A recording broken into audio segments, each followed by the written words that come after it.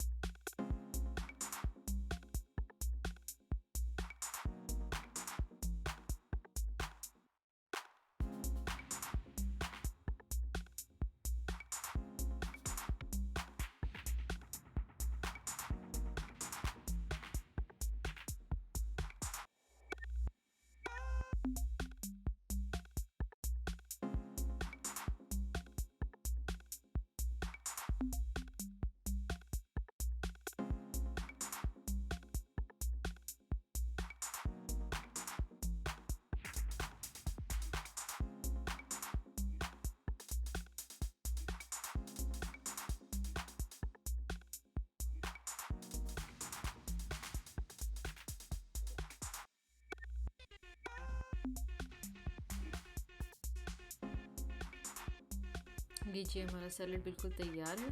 अगर आपके पास black beans ना हो तो इसकी जगह आप उबले हुए चने भी इस्तेमाल कर सकते हैं। और एक चीज़ और कि क्यूकम्बर के सीड ज़रूर निकाल लें, क्योंकि ड्रेसिंग डालने के बाद फिर सैलड में बहुत ज़्यादा पानी हो जाता है। बहुत ही लाइट और रिफ़्रेशिंग सा सैलड है, प्लस देखने में भी इतना अच्छा लगता है। ऐसे ब्राइट ब्राइट से कलर्स आप देख रहे होंगे, कितने खूबसूरत लग रहे हैं।